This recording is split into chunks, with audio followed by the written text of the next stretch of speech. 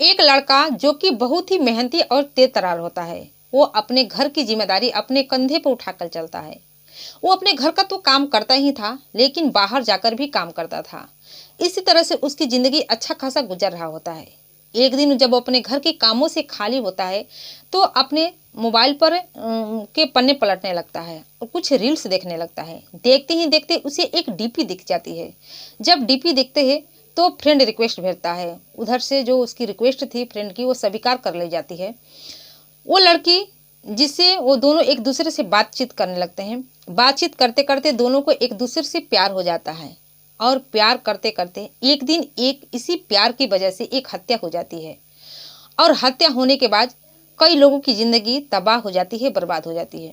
और जब इसका खुलासा होकर लोगों के सामने आता है तो लोग भी सोचने और समझने पर मजबूर हो जाते हैं कि आखिर कत्ल की यह वजह हो सकती है। तो दोस्तों आइए जानते हैं इस घटना की पूरी जानकारी के लिए जानकारी इस वीडियो के माध्यम से। और पूरी जानकारी के लिए वीडियो में लास्ट तक बने रहिएगा। मैं हूं ज्योति कुशवाहा और आपका ज्योति भोज चैनल में स्वागत है। उम्मीद करती हूं कि ज्योति भोज की जितनी भी फैमिली होगी अच्छी होगी और अपना ख्याल रख रही होगी। दोस्तों वीडियो में आगे बढ़ने से पहले रोजाना की तरह आप लोग से मेरी यही रिक्वेस्ट है, जो कोई भी दर्शक मेरे चैनल पर नए हैं वीडियो को लाइक शेयर और चैनल को सब्सक्राइब जरूर करिएगा, ताकि हमारा हौसला बढ़ता रहे। आज जो कहानी मैं आपको सुनाने जा रही हूँ, ये उत्तर प्रदेश का एक जिला लगता है झांसी। झांसी का ही एक थाना लगता है बंगला घाट। और इसी बंगला घाट का रहने वाला किशन चंद्र, जिनकी पत्नी का नाम होता है उषा देवी। किशन चंद्र के 4 बेटे और 1 बेटी होती है। बेटी की शादी हो चुकी होती है।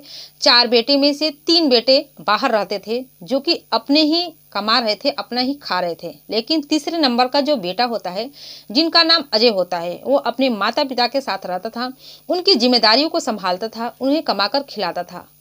अजय जो कि पढ़ने लिखने में बहुत ही होशियार होता है, वो अपने इलाके में रहकर पढ़ाई करता था, साथ में घर के काम भी तो करता था।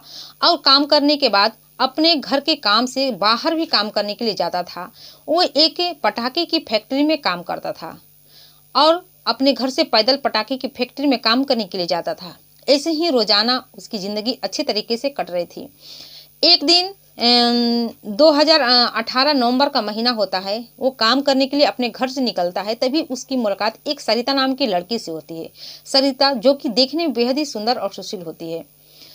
जब सरिता से होती है तो सरिता को पता होता है कि एक फैक्ट्री में काम करता है, पटाखे की फैक्ट्री में। वो दीपावली का समय आ चुका होता है।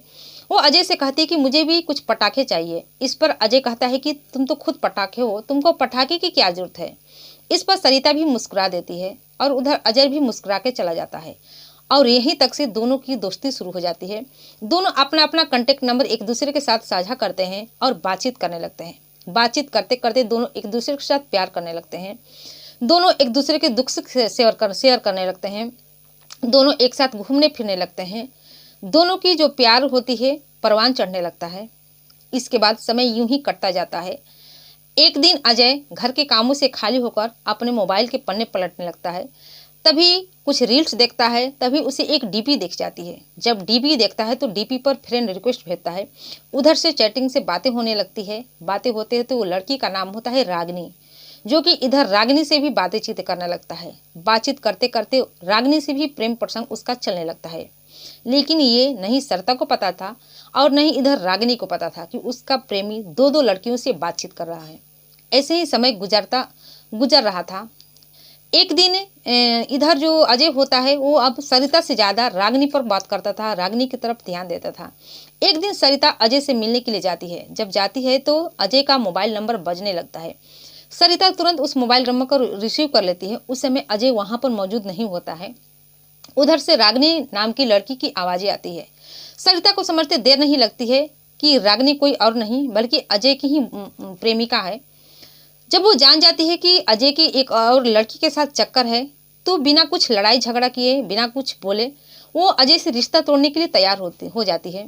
और जब अजय उसके पास आता है तो कहती है कि मैं तुम्हारे साथ 2-3 साल तक प्यार की, और प्यार करने के बाद लेकिन मुझे नहीं लग रहा था कि तुम मुझे धोखा दे रहे हो। मैं तो तुमसे शादी करना चाहती थी, तुम्हारे साथ ज़िंदगी बिताना चाहती थी, लेकिन तुमने हमें गलतफहमी में रखा है।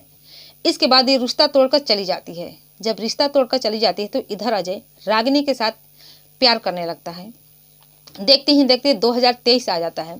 जब 2023 आ जाता है तो फिर जब अजय एक दिन अपने घर के काम करके अपने फैक्ट्री में जा रहा होता है, तभी उसकी मुलाकात फिर से सरिता से हो जाती है। जब सरिता से उसकी मुलाकात हो जाती है तो सरिता से बातें करता है।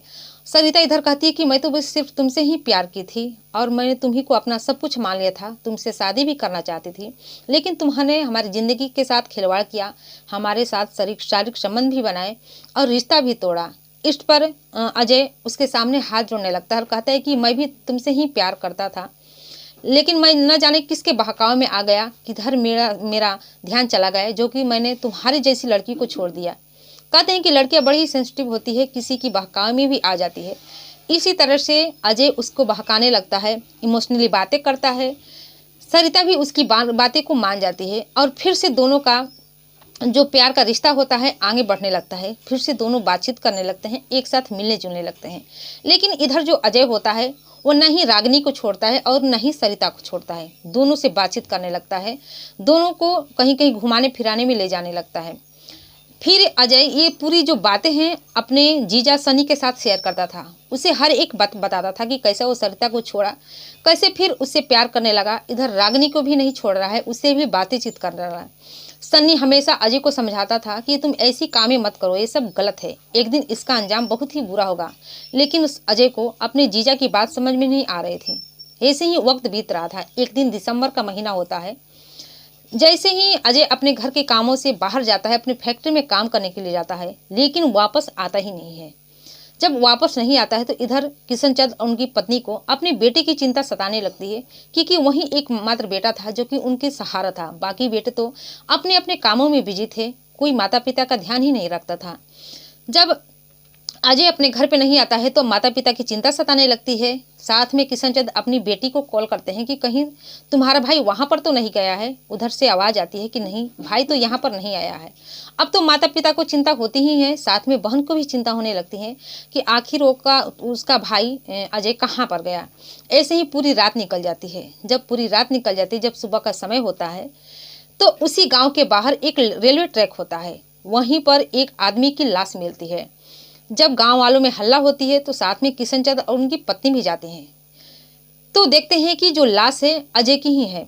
अजय की लाश को देखकर, उसकी डेड बॉडी को देखकर दहाड़े मार मार कर रोने लगते हैं। उसी में से कोई युवक पुलिस को कॉल कर देता है। जब पुलिस घटना स्थल पर आती है तो उस लाश का पोस्टमार्टम के लिए भेज दी जाती है। साथ में अजय का जीजाजी भी आ जाता है। पुलिस लोगों से पूछताछ करने लगती है कि आखिर ये आत्महत्या किया है या इसकी हत्या कर दी गई है। आत्महत्या करेगा तो क्यों करेगा। अजय के माता पिता से पूछताछ की जाती है तो माता पिता का कहना होता है कि ये हत्या नहीं कर सकता, क्योंकि सब कुछ तो ठीक ठाक था, ये हम लोग का सेवा कर रहा था, हम लोग को देख रहा था, अच्छे तरह से घर की जिम्मेदारियों को उठाकर चल रहा था, किसी चीज़ में कोई कमी नहीं थी, नहीं किसी से लड़ाई थी। भाई जो थे, भाई से भी नहीं लड़ाई थी, वो तो अलग रहकर अपने काम को कर रहे थे। इसी तरह से जब अजय के माता पिता जब इस तरह से बात करते हैं, कहीं से भी कुछ सुराग नहीं मिलता है कि आखिर इसकी हत्या किसने की। तभी अजय की जो जीजा होते हैं कहते हैं कि मुझे शक नहीं, पूरा यकीन है कि इसकी हत्या रागिनी और सरिता ने की होगी। जब इसके बारे में पूछते कि आखिर क्यों, तो अजय के जीजा जो सनी होते हैं पूरी कहानी बता देते हैं। इसके बाद पुलिस रागिनी और सरिता को गिरफ्तार करती है और गिरफ्तार करने के बाद उन लोगों से भी पूछताछ करती है। सरिता का कहना होता है कि हाँ, अजय के साथ तो मेरी दोस्ती थी, मेरा प्रेम प्रसंग चल रहा था, 2-3 साल तक प्रेम प्रसंग चला, फिर 2 साल छूट गया था, लेकिन 2 साल के बाद फिर उसके साथ वो प्रेम प्रसंग उसके साथ चल रहा था, लेकिन उसे नहीं पता है कि उसकी हत्या किसने की। इधर रागिनी से भी पूछा जाता है तो वो भी वही सवाल दोहराती है जो कि सरिता बताई थी। इस तरह से पुलिस को समझ में नहीं आ रहा था कि आखिर करे तो क्या करे। इधर जो अजय का मोबाइल नंबर रहता है उसका पुलिस कॉल डिटेल्स निकालती है तो देखती है कि उसमें 2 नंबर ऐसे हैं जो कि लगातार वो बात करता आ रहा है। जब इस तरह की उसका कॉल डिटेल्स निकाल जाती है तो ये दोनों लड़कियों का नाम आता है। पुलिस तरह तरह के सवाल दोनों लड़कियों से करते हैं, लेकिन हर बार ये अपना बयान बदल रही थी, कुछ अलग ही बता रही थी। इस पर पुलिस को शक होता है। जब पुलिस को शक होता है तो पूरी सख्ती से उससे पूछताछ करते हैं। जब सख्ती से पुलिस पूछताछ करती है तो दोनों लड़कियां जो सच होता है कबूल कर लेती है और जो कहानी बताती है उसे सुनकर हर कोई चौंक सा जाता है। दोस्तों जब ये दोनों को पता चल चुका था कि अजय दोनों लड़कियों को धोखा दे रहा है, तो दोनों एक साथ मिलती हैं और मिलने के बाद दोनों बातें करती हैं और कहते हैं कि अजय मुझसे प्यार करता है, मुझसे ही शादी करेगा। इधर सरिता यही बात कहती है, इधर रागिनी भी यही बात करती है। इसके बाद वो दोनों ये भी कहती हैं कि अब पूछ ही लेते हैं कि आखिर अजय किससे शादी करेगा, किससे प्यार कर रहा है। वो अजय को कॉल करते हैं। कॉल करने के बाद दोनों उस रेलवे ट्रैक पर बुलाती हैं और कहते हैं कि तुम अभी यहाँ हम दोनों से मिलो। इस पर अजय वहां पर जाता है। रागिनी पूछने लगती है कि बताओ तुम किससे प्यार करोगे, किससे शादी करना चाहते हो, किससे ज्यादा प्यार करते हो। सरिता का भी वही सवाल रहता है, लेकिन अजय को कुछ समझ में नहीं आ रहा था कि आखिर वो बताए तो बताए क्या। इस पर कुछ बोलता नहीं है। रागिनी एक प्लान बनाई होती है, जो कि उसके साथ एक लड़का होता है, उसका बॉयफ्रेंड होता है, उसी को इशारा करती है। जब इशारा करती है तो आकर तुरंत ये तीनों अजय पर झपट पड़ते हैं और उसकी हत्या कर देते हैं। जब तीनों मिलकर उसकी हत्या कर देते हैं तो वहीं रेलवे ट्रैक पर उसकी डेड बॉडी को छोड़ देते हैं और जब डेड बॉडी को छोड़ देते हैं फिर अपने घर चले जाते हैं। इसके बाद जब पुलिस इसका खुलासा करती है, जब ये सच्चाई निकल कर लोगों के सामने आती है, तो लोग भी हैरान और परेशान हो जाते हैं कि कैसे दो लड़कियों ने मिलकर एक लड़के को दर्दनाक तरीके से हत्या कर देती है प्यार के लिए। लेकिन जो अजय था, इसकी भी गलती थी। ये दो लड़कियों को जाल में फंसाई हुआ था, दोनों को धोखा दे रहा था, उसे ऐसा नहीं करना चाहिए था। तो दोस्तों ये रही पूरी कहानी, पूरी घटना आप लोग के सामने। इस घटना के बारे में आप क्या सोचते हैं, आप अपनी राय कमेंट सेक्शन में जरूर बताइएगा। और साथ में ये भी बताइएगा कि क्या दोनों लड़कियों ने सही किया था, क्या अजय ने सही किया था, दोनों लड़कियों की कौन सी सजा मिलनी चाहिए। इस वक्त तो दोनों लड़कियां और उस जो रागिनी का प्रेमी होता है, तीनों लोग गिरफ्तार होकर जेल चले गए हैं और अपनी किए की सजा को भुगत रहे हैं। और ये घटना सुनाने का उद्देश्य आपको दुखी करना, परेशान करना नहीं था, बल्कि जागरूक करना था, सचेत करना था कि आप भी सावधान हो जाइए, सतर्क हो जाइए और अपना और अपने परिवार का ख्याल रखिए। फिर मिलती हूँ दोस्तों अगले दिन नई कहानी के साथ, नई घटना के साथ। तब तक के लिए जय हिंद, जय भारत।